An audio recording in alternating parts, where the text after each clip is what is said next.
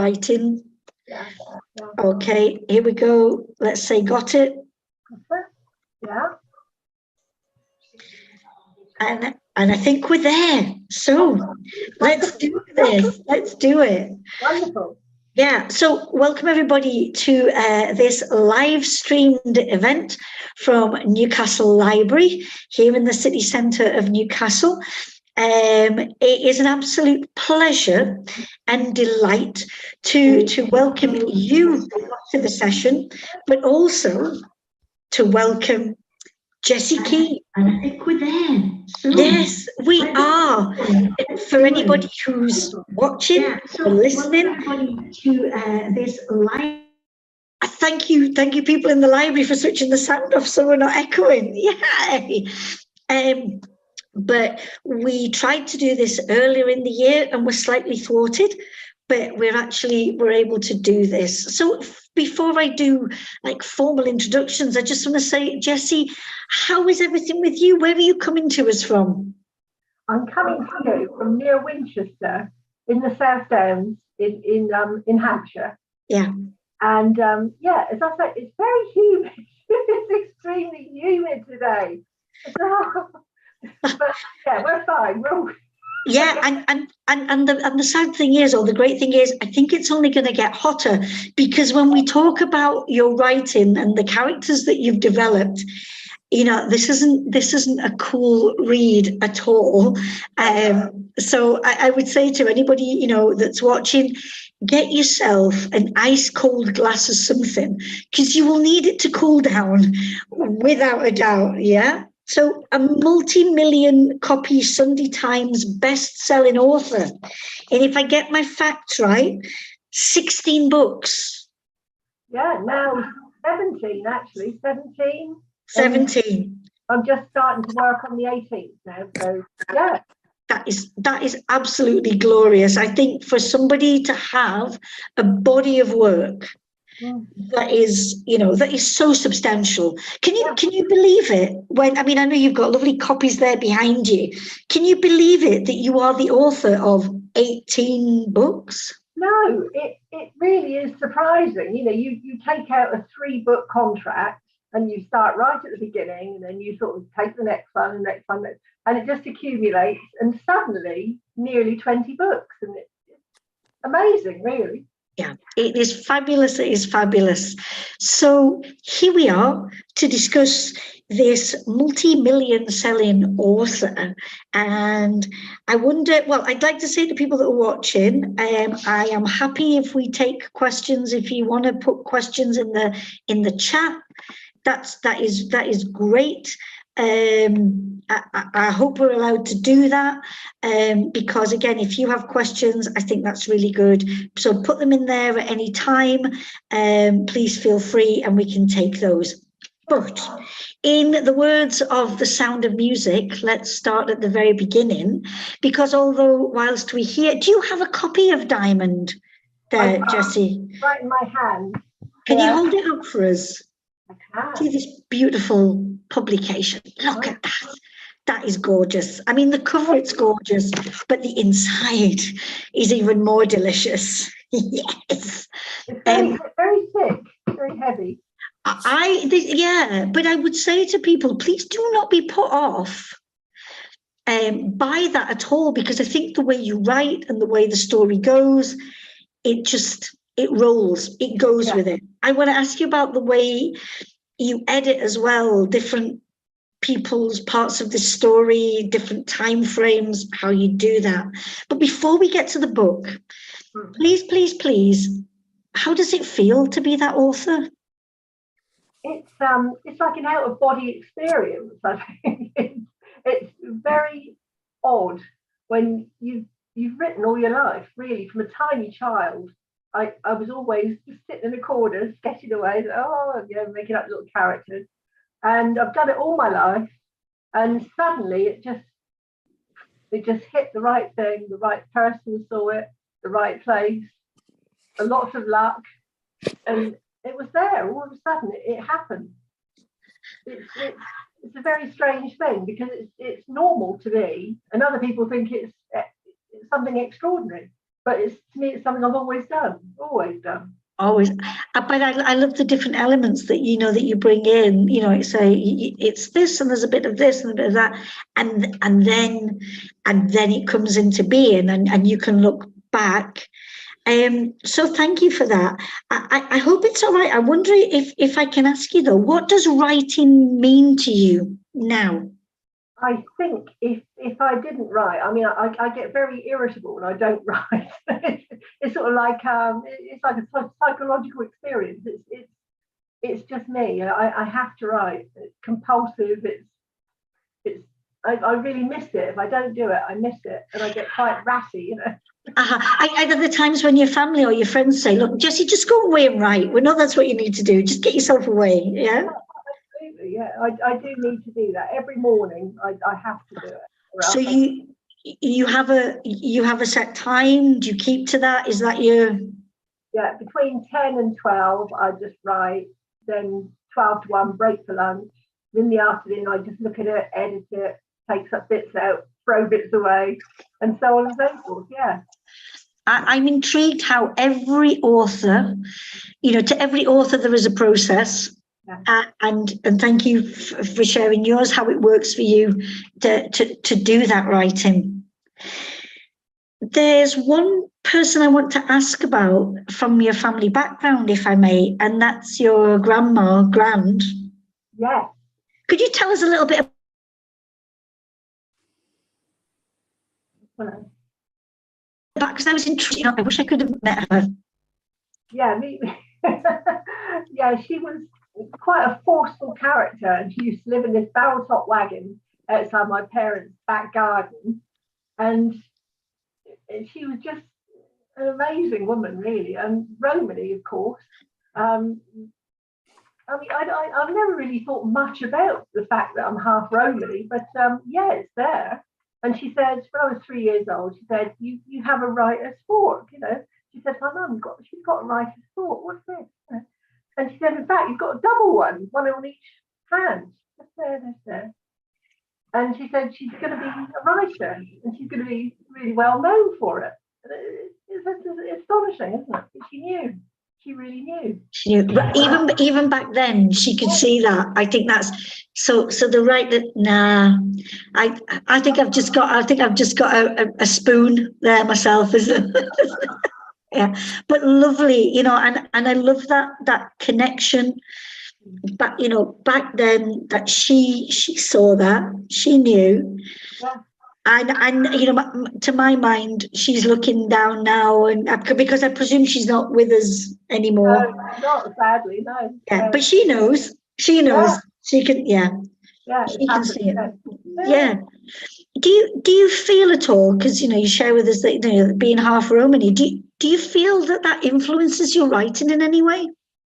Well, it has done here and there. I think I did one particular book called Fearless, which was all about the Romany lifestyle and all that sort of thing. Yeah, I think it does. It creeps in. And I think there's a strong sort of thread of music, poetry, writing, all running through the Romany community. I know journalists who are the same name as me, they're Romany. That's strange. But yeah, very much so. Yeah, it does influence me, I'm sure. Wonderful. I love the thought that can that can be there in your writing, and to be celebrated without a doubt. Yeah. So, to Diamond, because it's the diamond of a book. With this book, you do a change in the time setting, am I right, to where you normally write? Yes, and this was sort of, it was sort of, I suppose, Peaky Blinders inspired, really. I was a very keen watcher of Peaky Blinders. I thought, I love that era, the 1930s, 1920s, around back there. It's lovely. So, yeah, I just started writing one day, and it sort of came out that era. So I thought, all right, I'll stick with it. And we kept going, and yeah, it's fine. But when do you know, which period do you normally write in? 60s up to the present day, usually. Yeah. Sometimes back to 50s. But I like to wander about between all the periods. So it's great. I love it. So coming further back in the past, having been, got the Peaky Blinders bug, was it easy to write this time period? Were there things that you struggled with compared to other time periods that you write in? No, in fact, it was really easy. It was quite a doddle to switch to that period. I was surprised how easy it was to just sort of go that little bit earlier and just do a little bit of research and put in some details and that sort of thing from that period. It was it was fine. It wasn't too much of a problem. Yeah. My real problem was that it was a big book, and Diamond of the title. She wanders about from England, Soho to France, comes back again, and there's this ongoing hot love story in it as well. And it was there's a lot of chapters, and it was a bit hairy at times. I was sorting things out, but it came and it was all right. Yeah. I'm glad you raised this because, again, a project like Diamond, Yeah. and I don't know whether you're the kind of author who does everything online or whether you have a big board, and whether the book that we read is the way that you wrote the book, or because you have different people's stories weaving in and out. And there's another character that I am so keen to ask you. I mean, I want to know all about Diamond, but I want to know about this other character as well. So how did you construct this? I mean, because the strap line, I love it. Behind every strong woman is an epic story. And you really have. I mean, this is an epic without a doubt, this family saga epic. Can you spill the beans about your magic? Well, I was speaking to a friend of mine, Peter Lovesey, he's a great writer, and he plots everything from the start to the finish. He does about 30 chapters usually, and he just plots it through the whole thing on a piece of paper and then just writes from that. I can't do that. Like I've tried and I cannot do it. I just cannot do that. And I think if I do it, I'll get bored to death of the book before I start. So I just launch myself into it and proceed. And what comes out. And then afterwards, I'll straighten it out and put it together. And I do a lot of chapters, very short chapters. And that's comfortable for me because I've got a short attention span. So the minute I've finished. Me too. I think that's why I enjoyed it. Yeah. That's it. And the minute I finished 1,000 words, I've had enough. That's it. That's that chapter done. So yeah, it's very much it's a process. I mean, I do about 5 rewrites right the way through, and that's torture at times. I mean, the first one's great. It's real good fun. I mean, I love it. But the second one, the third one, the fourth one, the fifth one, oh no, please, somebody take it away from me. I'm done with this. Yeah. Go. But yeah, it's not easy. I wish it was, but I love it. I can't say more than that. Exactly. At the end of that process, that you get to a point where it's like, and you see the book, and it was all worth it. That's okay. Yeah.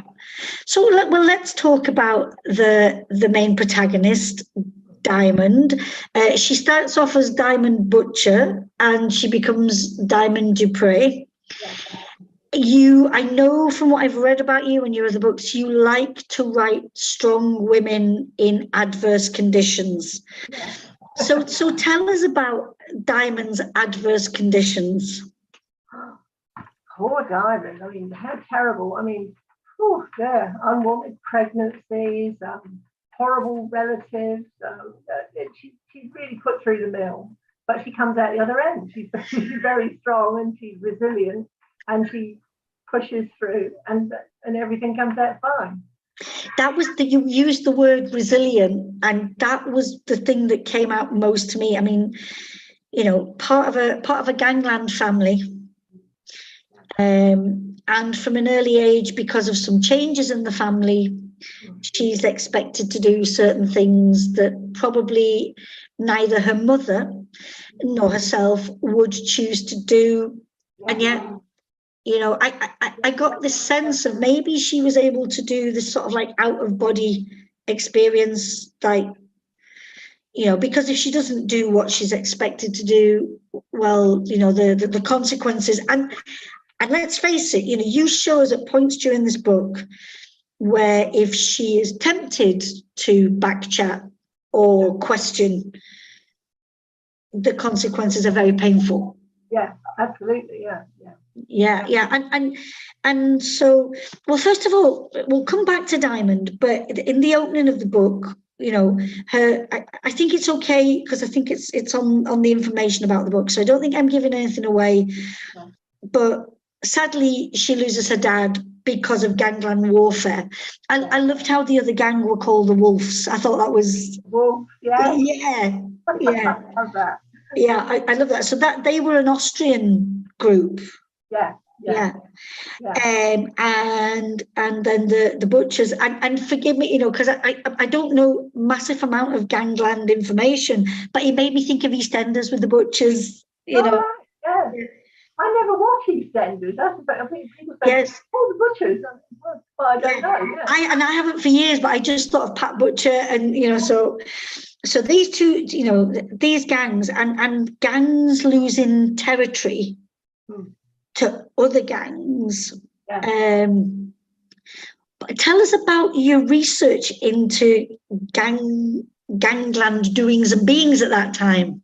Well, I've been researching gangs for such a long time. I mean, when I first started writing, I started off with Annie Carter, the Annie Carter series, and I just saw this Cray video about the Cray twins. Yeah. And I thought, oh, wouldn't it be fun if you had a woman in there sort of kicking them about and sorting them out? Yeah. And I thought, oh yes, I'll do that. But it's something I've researched heavily over the years, and there's quite some amazing things involved. And these families, such strong, vicious families. Yeah. Fascinating. Now, I was talking to another author the other day who's written a book about revenge. And of course, between these gangs, there's an awful lot of tit for tat, you know, taking space, taking people's lives, making things difficult. And he was saying, I want my book to speak to, you know, to readers about revenge.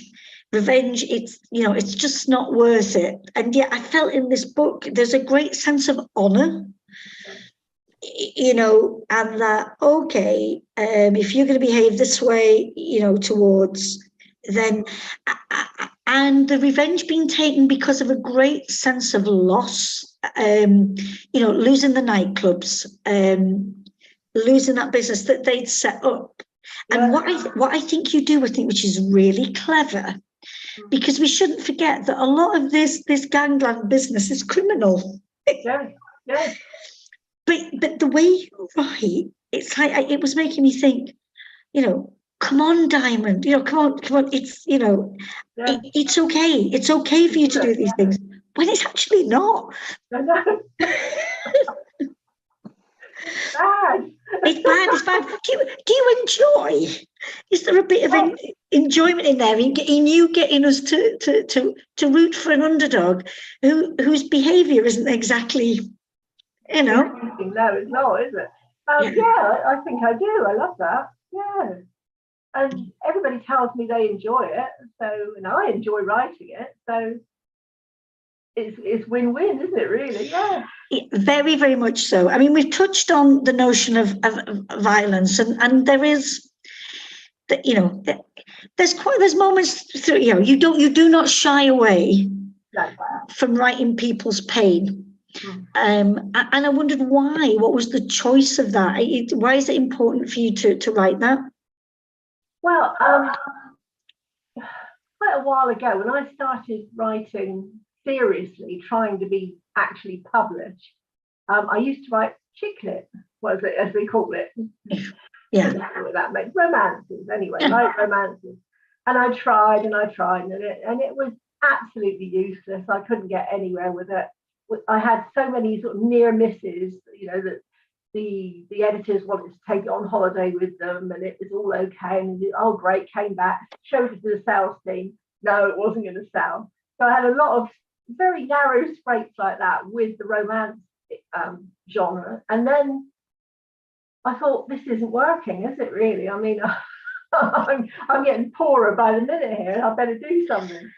And I saw this Cray video, the Cray twins, and I thought, I'm going to do that. I'm going to write a crime novel, set it in a gangland situation, make it pretty lively, pretty fast. I like the word you use, lively. Yes. That's a good word.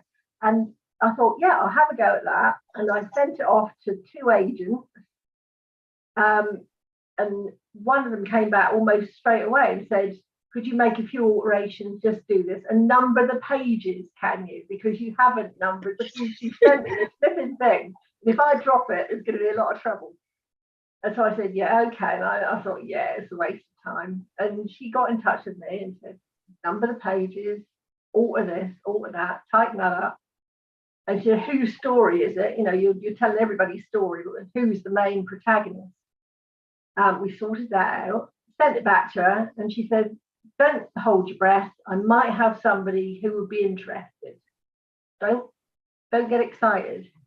And a few days later, she said, I've got you a deal. It's quite a small one, she says, pretty good.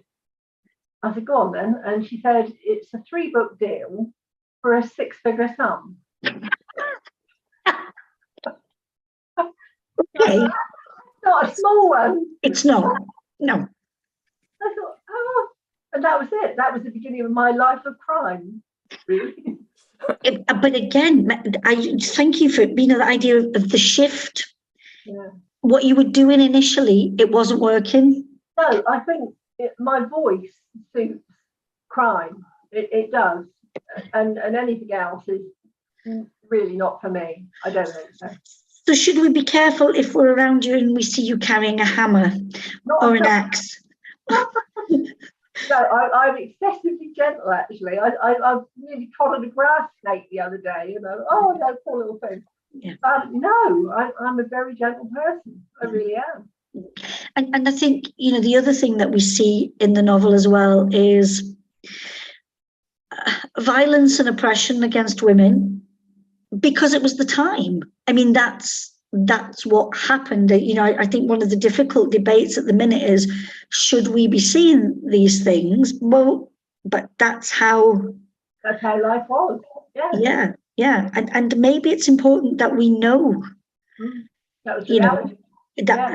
That was reality. Yeah. Another choice that you made, because I'm always intrigued by author choices. So the Wolf family originated in Austria. Yeah. But Diamond's dad, he married a French woman called Frenchie the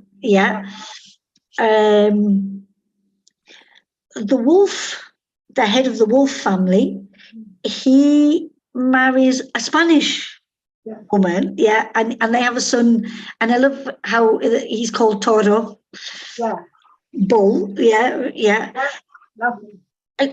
They're bringing in all these different nationalities and way of being. Why is that important to you? I mean, are they conscious choices that you make, or does it just happen? I think they're purely unconscious choices or subconscious choices, something like that. I just pictured this Toro wolf.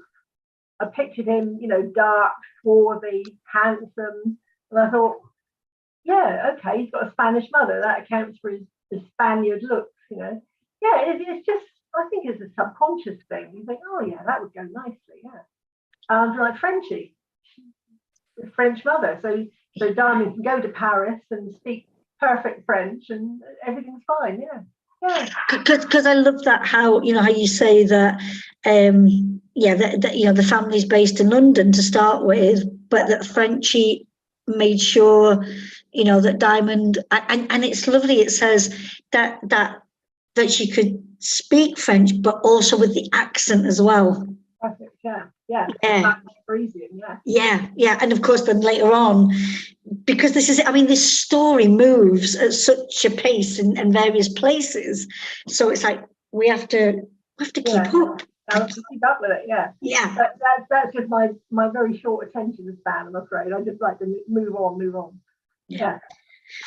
There is another character. I mean, all your characters are just fabulous in the way that they're drawn. But there was a character for me that was, because I want to come back to Frenchie, and so forgive me, people that are watching while we roam around this novel. But it bears for the roaming because there's so much there to be taken from it.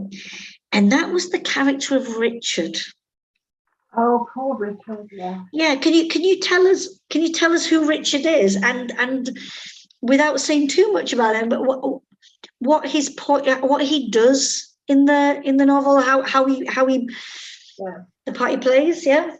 I mean, he's aristocracy. He's the son of an earl, and poor thing, he goes to war, 1418 war, and he comes back shattered, really. He doesn't know what he's doing. He's sort of lost, and takes up with Diamond, and the rest is history, really. He's very attracted to her. They have various encounters, and it just goes from there. But I won't give much away. But I sort of got this idea in my mind of three very different men. I've got this Fabian. Is it Fabian? I think that. You see, once you finish the book, it's like, oh, yeah, you're on something else now, aren't you? I know. Sorry. When you're writing it, you're all there. You know everything about it, and then all of a sudden you go, oh, what was that? Anyway, the painter in Paris, Richard, the aristocrat, and Toro. This gangland, Toro Wolf, gangland figure. Three men for her to choose from. This is wonderful. I think this is great fun. So I really enjoyed that aspect of it. Yeah. I think, like you say, this tragic character, to begin with, because I love that First World War setting and the notion of those who came back and the guilt that they felt. Yeah. That they made it through. There's one point in the novel where it's the first Remembrance Sunday. Oh yeah, it's horrible, isn't it? Yeah. Yeah, and can I say, so you paint these violent gangland scenes where they're all hitting each other with hammers and axes and goodness knows what, but this was so much more painful.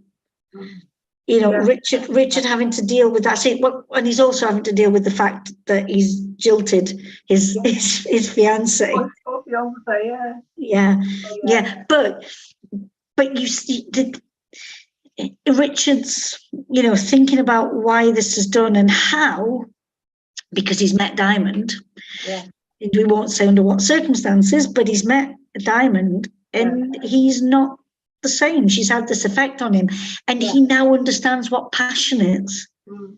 Yeah.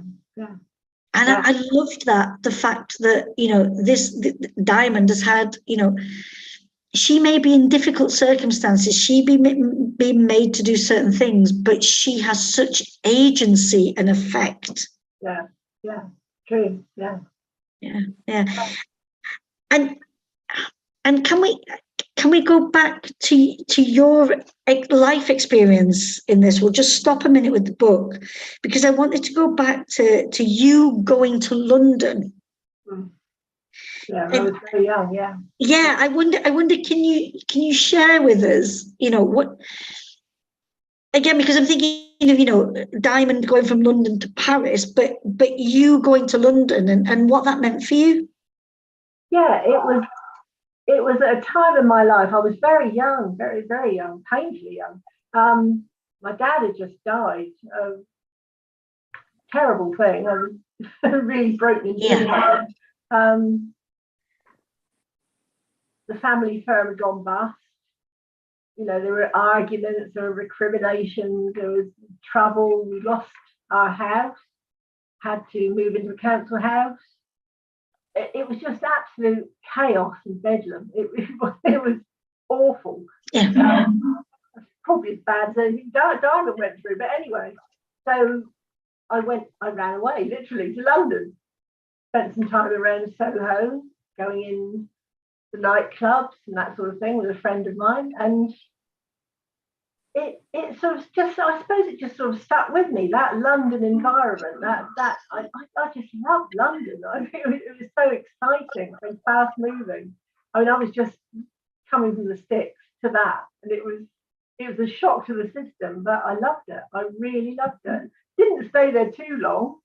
I suppose 6 months, 9 months, and then back home to Hampshire. But it sort of definitely stuck at the back of my mind, and yeah, it's funny, isn't it? Really, how you do things in life. Yeah, weird. Yeah, and I do wonder again that whilst Diamond's life is very different from yours, but be honest with us. Is there a good dose of Jessie Keane in Diamond? Yes, I think there is, actually. I think in all my characters, my female character is my lead. Definitely, there's a strong aspect of me in there, definitely. Without a doubt. Yeah. Yeah. Tell us about the Paris setting then. Well, first of all, tell us, why does she go? Why does she go? Because she's escaping this horrible situation, isn't she, with her uncle? It's very, very tricky. So she has to get away. And she thinks of Paris, where Frenchie came from. So she runs away to there, and we see all the Moulin Rouge, the lovely sort of the sort of very horrible side of Paris. And we also see the very lush side of Paris. We have a weekend shooting party down in the chateau in the Loire Valley, and we have Moulin Rouge, and we have the can dancers, and and the artist, this artist who she falls madly in love with. He's a bit of a waste of space, actually, but anyway, she loves him, and I enjoyed the Paris part. I thought it was really good. I loved to write it. It was great. Yeah. Have you visited Paris? No, I haven't. I got it all from guidebooks and research, and of course, the COVID. Yeah. 2 years. I would have gone over to Paris and had a look around and familiarised myself with it, but I couldn't. So I thought, I've got to do it the other way, really. Exactly. And it's one of the great things about writing 21st century, that all these things are possible. But I wonder, with traveling becoming slightly easier, she says, or not. I wonder, would you go and would you walk like in her footsteps? Would you do that? Yeah, I would. Yeah, I'm intending to do that next year, actually. Yeah. I've always wanted to go to Paris. Never quite got there, and all of a sudden, as I say, writing about it, I thought I must go, and I just couldn't. One of the characters in the French context, Mimi. Oh, Mimi, yeah, Mimi. Tell us, whet our appetites for Mimi. She's very manipulative, isn't she, Mimi? Poor thing. She sees Diamond as like a meal ticket, I suppose, doesn't she? She makes use of it in a lot of ways. She's the word that came to mind for me was shameless. Shameless, that's the word. Yeah. I there's a scene where she's obviously entertaining a gentleman, shall we say, and she has no bother with it. It's like Diamond's come along to tell us something really, really important, which again, we won't give away what it is. And she's just like, I need to just go back and do the business. Yeah.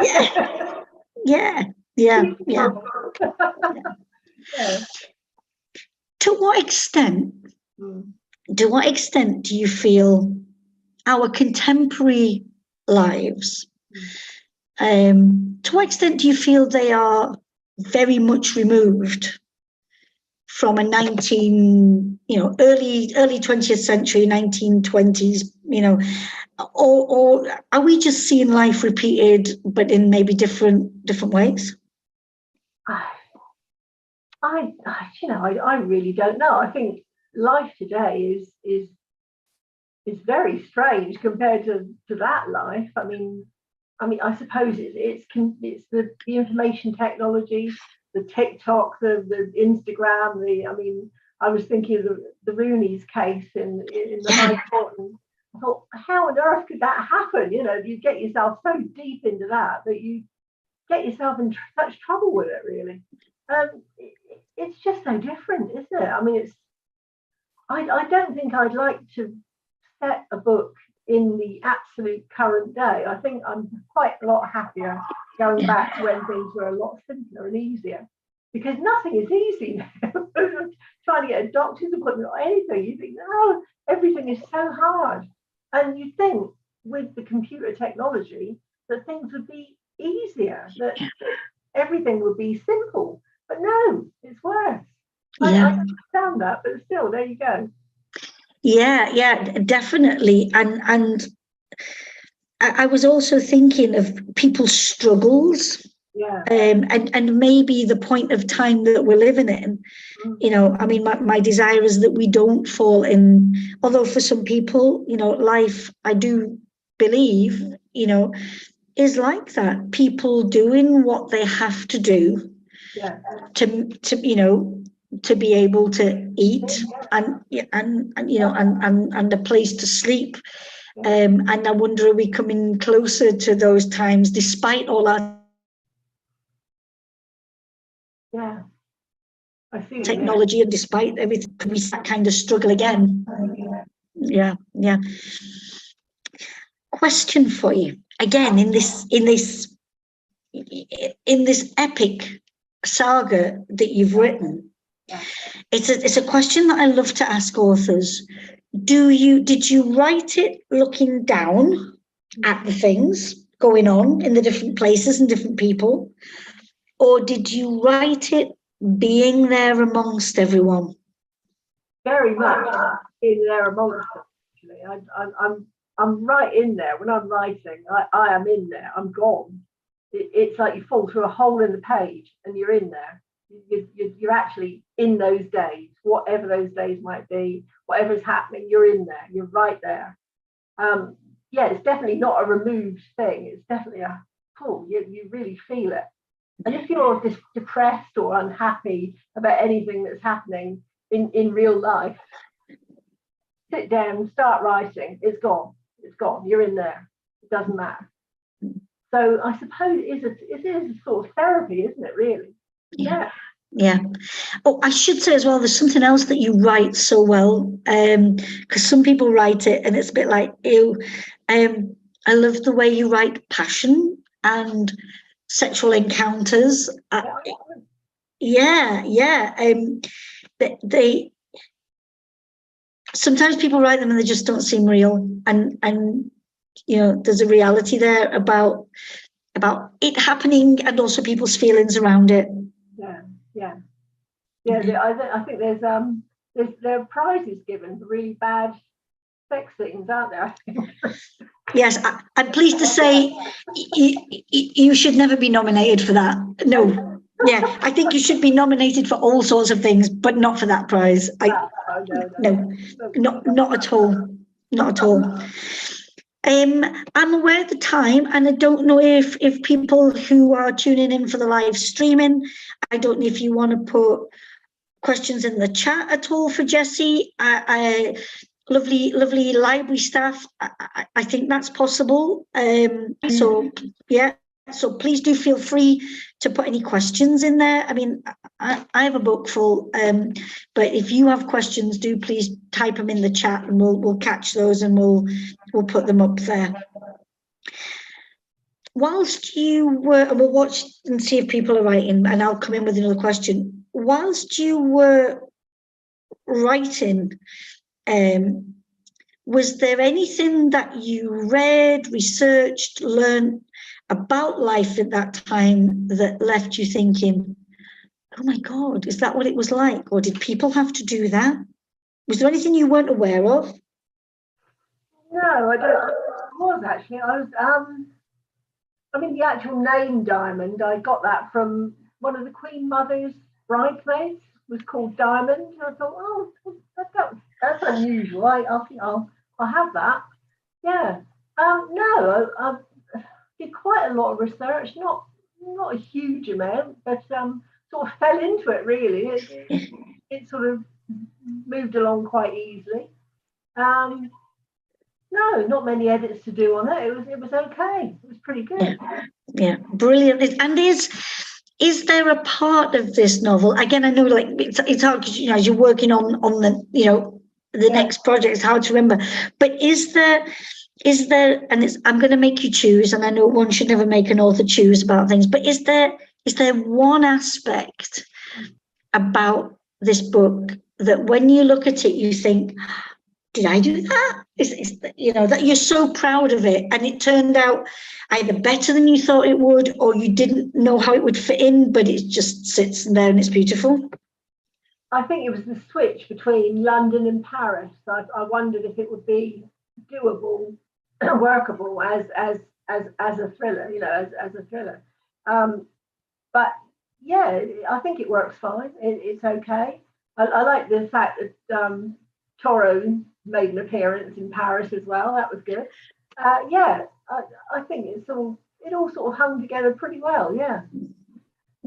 Yeah, and in a similar vein, do you think, and again, this is a bit tricky because it's a little bit personal to ask, do you think that as an author, and I mean, as such a well-established author, but do you feel that with each book you develop a different aspect to your craft? Yes, I do think definitely you do develop, but also when I wrote my first book, Dirty Game, I wrote it in complete ignorance, really, of all the publishing rules and regulations and the things that an editor would do to your book when she got it. And I was writing very easily and very unworried about the whole thing, and not worrying about how many drafts I did or anything. I just churned it out and sent it off, and so it's got harder. It has got harder, I think, with every book, because you are aware of what's required. I'm not writing in ignorance anymore. I know to number the pages, to look out for this, that, and the other. And yeah, it's definitely become tougher to do, definitely. And in that context, so along this long journey that there's been, and you're used to working with your editor, Yeah. Is it any less painful when the editor says that doesn't work? Oh, it's horribly painful. It's terrible. It's ghastly. I really hate. I really must get over myself, because every time I get a set of edits, it's as if it's a personal insult. Which is so stupid, isn't it? Because the editor is there. She's got an overview. Yeah. You see everything that you've been so close to it. You can't see these things, and you're churning it out, and it's lovely. You send it to her, and she says, "Well, what about this bit? And what happened there?" And you do take it personally, but I try not to. I do try not to, but I'm afraid I sometimes do. Very sad. I'd love to think by the next time, and I hope we do get a chance to chat again, that you can say to me, Jackie, I can keep that at a distance now. I know it's good. I know it's for the best, and I just have to go with it. I expect most authors feel like that, don't I would think. Well, it's very personal, isn't it? It's your creation. Yeah, it's your baby, isn't it? Yeah. And people, but yeah.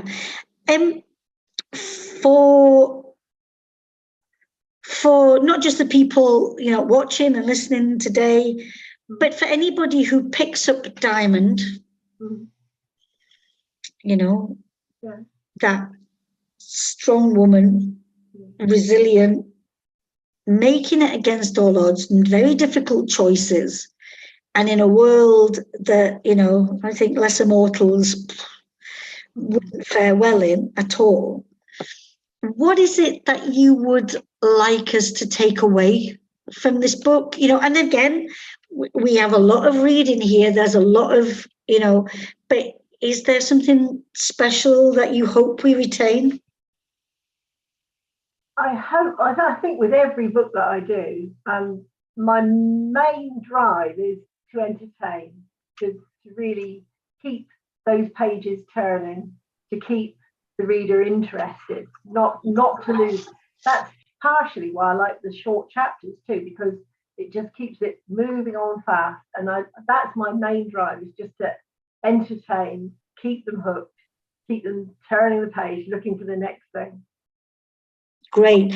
I can personally testify to the fact that I don't read easily. I struggle with, but there are shorter books that I've not been able, but this, and I think it's, you know, you are an amazing creator of adventure as well. Yeah, adventure, we like that. Yeah. Yeah. I mean, you know, this is, it is a quest novel in a way, you know, and it's that story of Diamond and all that she must go through. Yeah. You know, and for us to get to the end and see, so did she? Is she, you know? Yeah. Well, people will have to read to find out whether it worked or whether it didn't. Yeah. If she were here with us in this session, what do you think she would tell us about life? I think life is what you make it, isn't it, really? I think that's what she would tell us. She makes her own luck, doesn't she? I think she's very much a proactive woman. She goes ahead, and if something is bad, she changes it, and she moves on, always moves on. Yeah. That's what she's like. I think she's like me, actually. She is. Yes. Like Again, and I pray to goodness that you've not been through certain of the things that you put your character through. No. But having, you know, that your publisher having sent the lovely details of your journey into being a writer. Yeah. And I got, you know, so like the loss of a dad, and then, you know, and going to a different place, but keep making the choices that means she carries on, and that she's not beaten by those circumstances. I mean, it's the thing that struck me. But I have to tell you, Richard, I keep coming back to Richard. I don't know what it is about him. You wouldn't, because you see, you're right. You know, it's these female characters that are at the centre. And but if you ever did a short story, please will you write some more about Richard? Yeah, I could actually. Yeah.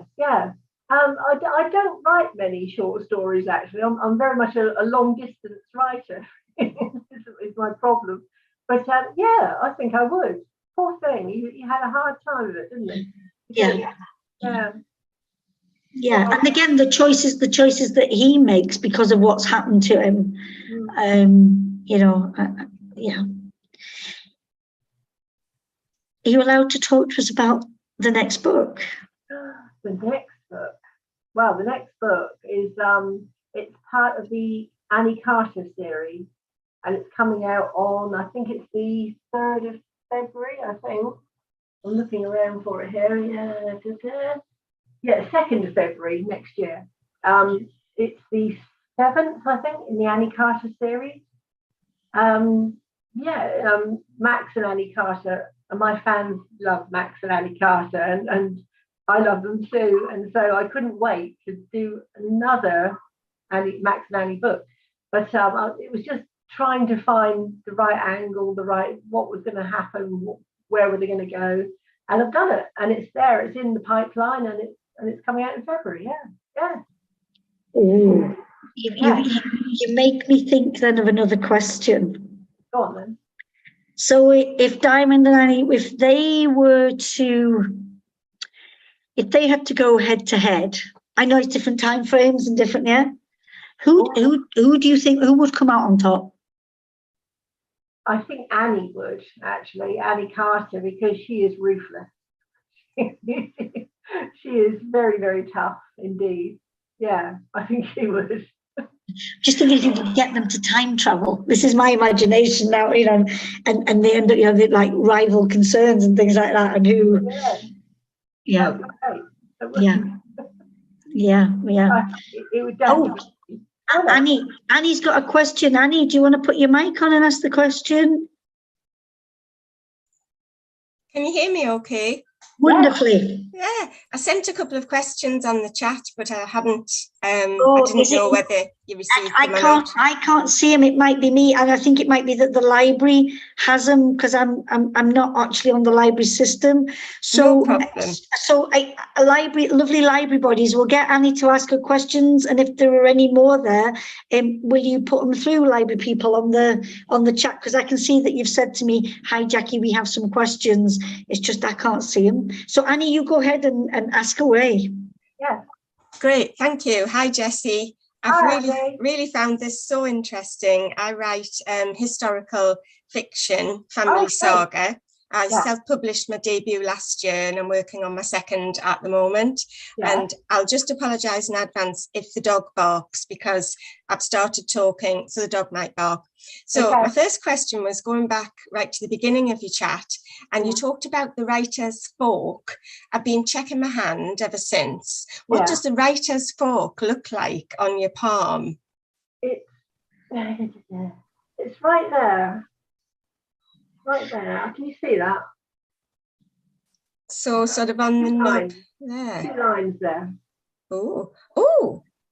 Maybe you've got one. Yeah, I think so. Got a 4-point pen all over my I was intrigued by that. It's magical. And my second question was about your research, particularly where do you focus your First World War research? Because part of my second is concentrating on the First World War. Right. Okay, I've got this fabulous book called The Chronicle of the 21st Century. Right. And that has got absolutely everything in it. It's a huge doorstop of a book. And I always use that. I always go to that because it's got everything, absolutely everything you need to know. When I was researching my first, I found... I say something when I give talks, which is, I never thought I would thank Michael Portillo, but I do, for his Railway Journeys programme. Oh, I love him. Because he carries the trusty Bradshaws, and I needed information about somebody travelling from Paris, as it happens, to London in the 1880s. I knew nothing about that. So I bought a Continental Railway Journeys, a Bradshaws, and that is an absolute goldmine. It gave me so much information, not just about where the trains would have gone, their route, but the times for the ferries, the prices of things at that time. And I found that absolutely invaluable. So I love picking up volumes like that. So I shall look for your Chronicles of the 21st Century. Thank you. That's a good one. Yeah. Yeah. Thanks a lot. Thanks, Jackie. Thanks, Annie. Have you asked everything that you wish for? I think so at the moment. Brilliant. Well, Ellen, I know that you've asked if we could have a reading. Jessie, would you, because Ellen's asked for a specific thing, if you wouldn't mind reading. So I'll let you find. She says, could you read us an extract from the opening pages? So if you want to be having a look where you think you might like to, you choose that. Because if we can finish with your reading, I think that would be an absolutely beautiful way to close our session. I want to thank you so much, Jessie, for being with us this afternoon and talking about your work. It was an absolute pleasure. Thank you very much. Absolutely gorgeous. What a way to spend a Saturday afternoon. It's been lovely. Absolutely beautiful. For the people that have been with us for the live session, thank you too for being here, because it's just lovely to share with people the joys of reading, and when it comes to some good crime fiction writing, thriller stuff, that's even better. Newcastle Library, thank you for hosting this. It's such a joy to think, you know, I'm here in the library, and people are in the library and using the library, and that is just great. So, Jessie, I want to thank you too for being here, for just making this session special. So if you wouldn't mind, we'll close with you reading, if that's all right. Okay, fine. 1909. When the Boer War was going on over in Africa, Warren Butcher and his butcher boys ruled the streets around Soho. Everything was fine. Then the Austrian Wolf crew, under Gustav Wolf, came to London and snatched the business out from underneath the butchers. It was bad in one way, very bad, but good in another, because Warren was forced to hastily decamp to Paris, and there he met Frenchie, an artist model who would become his exotic-looking wife and Diamond Butcher's mother. Warren didn't speak French, and Frenchie had only a little English, but they learned from each other, and the language of love soon overcame their differences. Warren fell head over heels for Frenchie, and together they settled down to married life. Prosperity followed. Paris was good to the Butcher family. They started with one nightclub, then expanded, one more, then another, and so on, buying, decorating, dreaming, creating their dreams. They were happy in Frenchie's golden city, deliriously happy, and getting rich. Then came the 3 children in quick succession. Frenchie wanted to give her babies French names, but Warren was insistent. He was English to his bones. Diamond for a girl, he said, and she will be a diamond, won't she? A little jewel, and Aidan, I've always dreamed of that name if I had a son. And if there are 2 boys, what then? Frenchie teased him. Owen, said Warren. So along came Diamond, then Aidan, and then finally, a last hurrah for Frenchie, by then a glamorous grande dame in her 40s, Owen. Diamond loved both her younger brothers. Aidan was a nightmare of a kid, lively to the point of mania, stuffing his pockets with all kinds of rubbish, running everywhere at full throttle, jumping off shed roofs and forever getting into mischief. He was always dirty, always covered in mud and blood. He was sweet too and smiley, and Diamond loved him very much. She fussed around after Owen too, who sadly was slow-witted because the cord had knotted around his neck during the birth, the poor thing. As a consequence of his disability, Owen was Aidan's opposite, peaceful, almost slothful, happy with his colouring books at the kitchen table, alarmed by loud noises or shouting, needing to be shielded from the world. Diamond loved Aidan and Owen. She worshipped her dad, and she adored her glamorous mother, Frenchie, who had taught her daughter to speak her native tongue so that she was fluent in the language, perfect in her pronunciation. She could pass for a Parisienne, Frenchie told Warren proudly. Then disaster struck. Gustav Wolf, who had previously seized all the butcher holdings and driven them out of London, expanded across the Channel and into Paris. Sheer force of numbers defeated the Butcher clan. The Wolf mob descended on them, snatching away their 6 Parisian nightclubs, the Pompadour, the Mirami Beach, the Metropole, Chiro's, the Lopez, and the Cabaret de l'Enfer. Again, Warren Butcher had to run or die. It'll be all right, Warren told his wife, but Frenchie didn't think so. What she thought was this, that the hated Wolf mob would hound them until their dying day. And Diamond, from an early age, believed her mother to be absolutely right. Thank you, Jessie. To hear the author read their words, that is an absolute treat. It's an absolute treat.